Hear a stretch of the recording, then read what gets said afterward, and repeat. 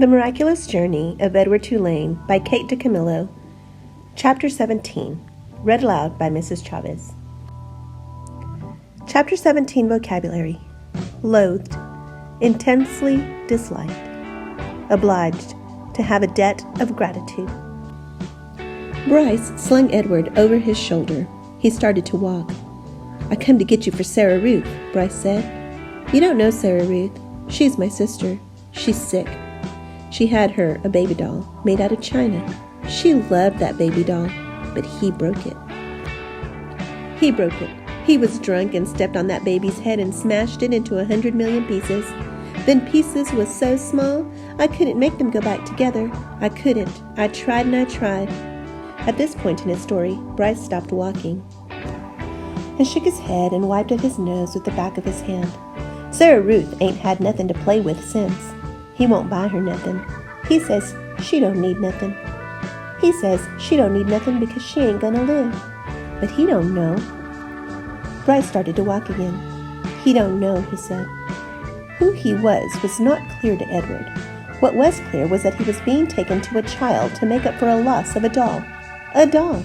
How Edward loathed dolls, and to be thought of as a likely replacement for a doll offended him.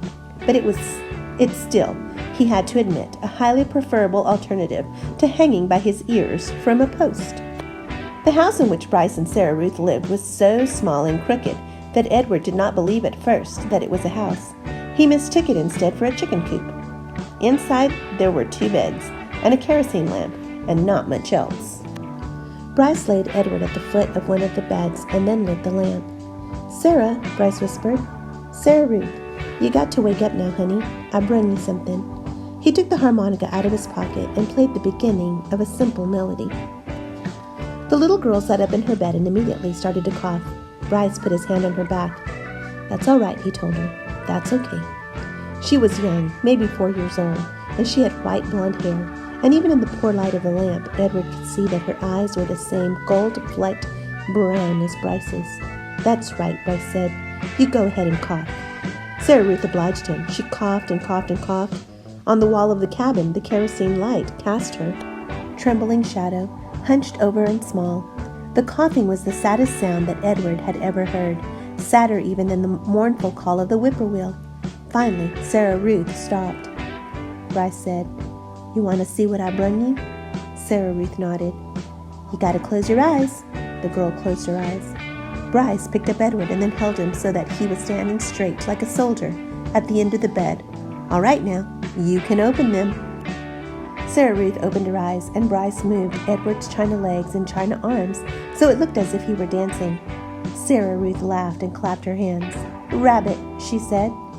"He's for you, honey," said Bryce. Sarah Ruth looked first at Edward and then at Bryce and then back at Edward again, her eyes wide and disbelieving. "He's yours." "Mine?" Sarah Ruth, Edward was soon to discover, rarely said more than one word at a time. Words, at least several of them strung together, made her cough. She limited herself. She only said what was needed to be said.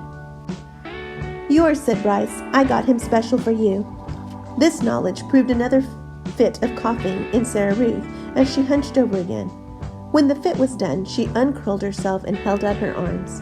"That's right," said Bryce, and he handed Edward to her. "Baby," said Sarah Ruth, and she rocked Edward back and forth and stared down at him and smiled. Never in his life had Edward been cradled like a baby. Abilene had not done it, nor had Nellie, and most certainly Bull had not. It was a singular sensation to be held so gently and yet so fiercely, to be stared down at with so much love. Edward felt the whole of his china body flood with warmth. "You gonna give him a name, honey?" Bryce asked. "Jangles," said Sarah Ruth, without taking her eyes off Edward. "Jangles, huh? That's a good name. I like that name." Bryce patted Sarah Ruth on the head. She continued to stare down at Edward. "Hush," she said to Edward as she rocked him back and forth. "From the minute I first seen him," said Bryce, "I knew he belonged to you. I said to myself, that rabbit is for Sarah Ruth for sure." "Jangles," murmured Sarah Ruth. Outside the cabin, thunder cracked, and then came the sound of rain falling on the tin roof. Sarah Ruth rocked Edward back and forth, and Bryce took out his harmonica and started to play, making the songs keep rhythm with the rain. Chapter 17 Questions. Why didn't Sarah Ruth have any toys? How did Edward feel about being cradled like a baby? What do you predict will happen next?